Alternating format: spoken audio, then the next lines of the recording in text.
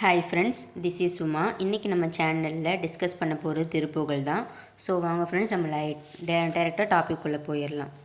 இன்றைக்கி நான் டிஸ்கஸ் பண்ண போகிற திருப்புகளுடைய முதல் வரி என்ன அப்படின்னா, பழுதர ஓதி கடந்து அப்படிங்கிற வரிகளோட தான் இந்த திருப்புகள் தொடக்கம் இருக்கும். ஸோ வாங்க இப்போ ஒவ்வொரு வரிக்கு உண்டான அர்த்தத்தை பார்க்கலாம். இதில் பழுதர ஓதி அப்படிங்கிற ஒரு வரி வருது. இதுக்கு என்ன அர்த்தம் அப்படின்னா, ஔவையார் பார்த்திங்கன்னா ஒரு திருவாக்கு சொல்லியிருக்காங்க. என்ன அப்படின்னா, ஓதுவ தொழில் அப்படிங்கிற திருவாக்கின்படி பார்த்திங்கன்னா நமக்கு ஏகப்பட்ட அறநூல்கள் இருக்குது. அப்படிப்பட்ட அறநூல்களை அந்த ஓதுவ தொழில் அப்படிங்கிற ஔவையார் திருவாக்கின்படி பார்த்திங்கன்னா நம்ம ஓயாமல் பார்த்திங்கன்னா எப்போவுமே அதை ஓதிக்கொண்டே இருக்க வேண்டும் அப்படின்னு சொல்கிறாங்க. ஒருவேளை அப்படி நீங்கள் அந்த அறநூல்களை ஓத தொடங்கிட்டீங்க அப்படின்னா அந்த அறநூல்களை குற்றம் இல்லாமல் ஓத வேண்டும். சரிங்களா? ஸோ குற்றமற நம்ம அந்த அறநூல்களை ஓதுதல் வேண்டும் அப்படின்னு சொல்கிறாங்க. அது எப்படிங்க குற்றமற ஓதுதல் வேண்டும் அப்படின்னா, இந்த இடத்துல குற்றம் அப்படின்னா என்னன்னு சொல்கிறாங்கன்னா, ஐயம், திரிபு, மயக்கம் அப்படின்னு சொல்லிட்டு குற்றங்கள் பார்த்திங்கன்னா 3 வகையாக பிரிக்கிறாங்க. என்னென்னா ஐயம், திரிபு, மயக்கம் இந்த 3மே குற்றங்கள் தான். இப்போ இந்த குற்றங்கள் பார்த்திங்கன்னா பொருளோட இடத்துல இருக்கா இல்லையா அப்படின்னு சொல்லி நம்ம பயப்படுறதும், ஒரு விஷயத்தை இன்னொரு விஷயமாக மாற்றி நம்ம அதை அறிஞ்சிக்க நினைக்கிறதும், உண்மை இதுதான் அப்படின்னு நமக்கு தெரியாமல் அதை கண்டு நம்ம மயங்கிறது, இந்த மாதிரி இந்த 3 விஷயத்தை தான் ஐயம், திரிபு, மயக்கம் அப்படிங்கிற இந்த குற்றங்களாக சொல்கிறாங்க. ஸோ இப்படிப்பட்ட குற்றங்களை பார்த்திங்கன்னா நாம் கடிந்து கற்றல் வேண்டும் அப்படின்னு சொல்கிறாங்க. இதனை பார்த்திங்கன்னா திருவள்ளுவர் ஒரு 2 வரி திருக்குறளில் சொல்லியிருப்பார். கற்க கசடர கற்பவை கற்றப்பின் நிற்க அதற்கு தக அப்படிங்கிற அந்த விஷயமும் இருக்குது. இதுக்கு என்னென்னா, நம்ம ஒன்றை கற்க வேணும். எப்படின்னா கசடர கற்க, கசடு இல்லாமல் நம்ம அதை கற்க வேண்டும். அப்படி கற்பவை கற்க, ஓகேங்களா? கற்க வேண்டியதை நம்ம கற்கணும். கற்றதுக்கு அப்புறமா அதன்படி நம்ம நிற்க வேண்டும் அப்படின்னு சொல்கிறாங்க. இதைத்தான் கற்க கசடர கற்க கற்பவை கற்க கற்றப்பின் அதற்கு தக நிற்க அப்படிங்கிறாங்க.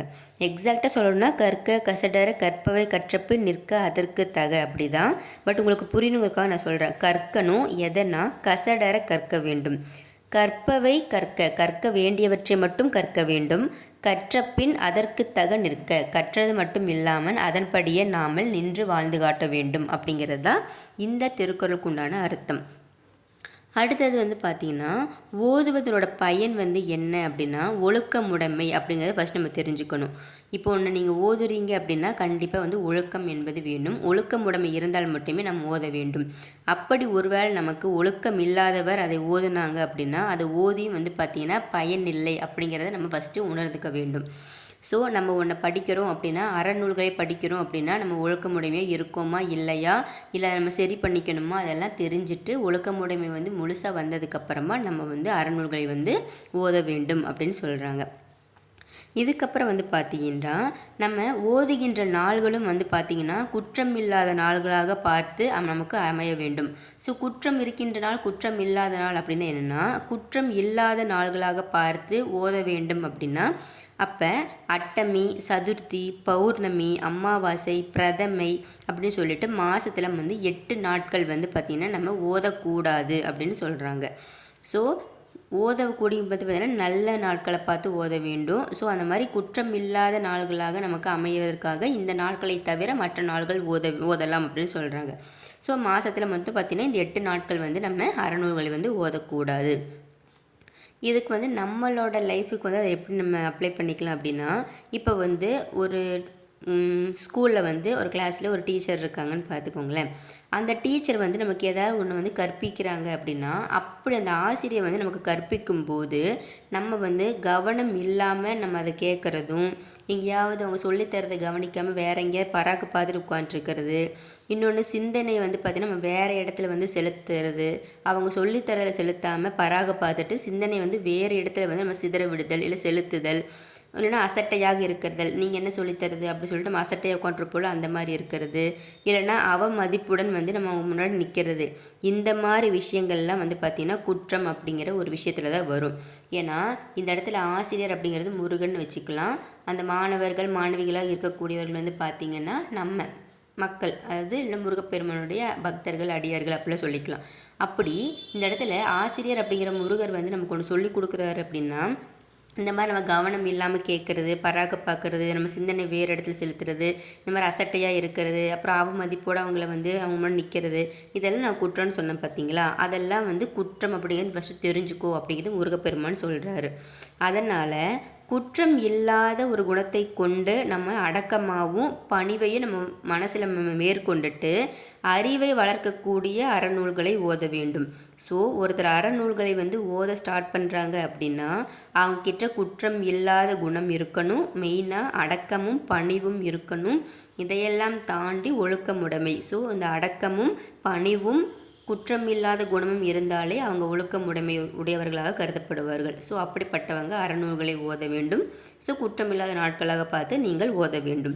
இதுதான் பழுதர ஓதி. ஸோ அந்த பழு இல்லாமல் நீங்கள் அறநூல்களை ஓத வேண்டும் அப்படிங்கிறதான் இந்த பழுதர ஓதி அப்படிங்கிற இந்த வரிக்கு உண்டான அர்த்தம். அடுத்தது கடந்து அப்படிங்கிற ஒரு வார்த்தை வரும். பழுதர ஓதி கடந்துன்னு இருக்குது. கடந்துனா என்ன அப்படின்னா, இப்போ நிறைய விதமான தீமைகளை வந்து நம்மக்கிட்ட இருந்து கடக்க வேண்டும் சொல்கிறாங்க. ஸோ அப்படி என்ன மாதிரி தீமைகளை நம்மக்கிட்ட இருந்து கடக்கணும் அப்படின்னா, புலை, கொலை, களவு, பொய்மை, சூது, இந்த மாதிரி இது போக நிறைய எக்கச்சக்க தீமைகள் இருக்குது. ஸோ இந்த மாதிரி இருக்கக்கூடிய தீமைகள் எல்லாவற்றையும் ஃபஸ்ட்டு நம்மக்கிட்ட இருந்து நம்ம கடத்தல் வேண்டும். ஸோ அகற்ற வேண்டும். அந்த மாதிரி இந்த மேலே சொன்ன தீமைகளெல்லாம் நம்ம அகற்றா மட்டும் போதுமா அப்படின்னு சொல்லிட்டு பார்த்தா அகற்றா மட்டும் போதாது, அதை வந்து கற்றலோட பயனாக நம்ம அதுக்குள்ளே அடங்குதலும் வேண்டும் அப்படின்னு சொல்கிறாங்க. ஸோ நீங்கள் ஒன்று கற்றுக்கிட்டிங்கன்னா அது கற்றுக்கிட்டோடதை மட்டும் நம்ம நிறுத்திக்கணுமா அப்படின்னா அப்படி இல்லை.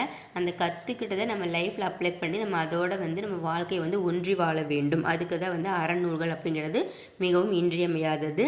ஸோ தமிழ் புலவர்கள், ஆசான்கள், மகான்கள், வேத நூல்களை பயின்றோர்கள், ஆசிரியர்கள், குருமார்கள், இந்த மாதிரி நிறைய விதமாக நம்ம சொல்லலாம். ஒரு விஷயத்தை வந்து நல்ல விஷயத்தை மற்றவங்களுக்கு போதிக்கின்றவர்கள் எல்லாருமே வந்து பார்த்திங்கன்னா இந்த அறநூல்களை கண்டிப்பாக ஓதுவாங்க. அப்படி ஓதும்போது அவங்க வந்து லைஃப்பில் அதை அப்ளை பண்ணனால தான் அவங்க வந்து மகான்களாகவும் இல்லை சித்தர்களாகவும் வந்து முக்தியை வந்து அடைஞ்சிருக்காங்க. அதே மாதிரி நீங்களும் வந்து பார்த்திங்கன்னா ஒழுக்கமாக இருந்து அறநூல்களை வந்து பயின்று குற்றமில்லாத நாட்களாக பயின்று உங்கள்கிட்ட இருக்கக்கூடிய இந்த மாதிரி தீமைகள்லாம் கடந்து நீங்கள் அதன்படி நடங்கள் அப்படின்னு சொல்கிறதா கடந்து. ஸோ நம்மக்கிட்ட இருக்க தீமைகள்லாம் கடந்து நம்ம அறநூல்களை வந்து பயில வேண்டும் அப்படின்னு சொல்கிறாரு. ஸோ ஃப்ரெண்ட்ஸ், இன்றைக்கி இந்த பழுதர ஓதி கடந்து அப்படிங்கிற இந்த ஒரு வரிக்கே பார்த்தீங்கன்னா ப்ரீஃப் எக்ஸ்ப்ளனேஷன் இருக்குது. பட் நான் ஷார்ட்டாக நமக்கு புரிகிற மாதிரி நான் சொல்லியிருக்கேன். ஸோ வீடியோ பிடிச்சிருந்துச்சு அப்படின்னா மறக்காமல் சப்ஸ்கிரைப் பண்ணுங்கள். ஃபேமிலி அண்ட் ஃப்ரெண்ட்ஸுக்கு யூஸ்ஃபுல்லான இந்த திருப்புகளை ஷேர் பண்ணுங்கள். லிரிக்ஸ்கோட மீனிங்கை தெரிஞ்சு படிங்க. அதுக்கப்புறமா ப்ளேலிஸ்ட் இருக்கக்கூடிய வீடியோஸ் அண்ட் ஷார்ட்ஸ் எல்லாத்தையுமே பார்த்து முருகப்பெருமானோட இன்ஃபர்மேஷனை கேதர் பண்ணிவிட்டு 4 பேருக்கு எடுத்து சொல்லுங்கள். ஓகே ஃப்ரெண்ட்ஸ், நாளைக்கு இதோட கண்டினியூ நம்ம பார்க்கலாம். Bye bye. Thank you all my subscribers and viewers.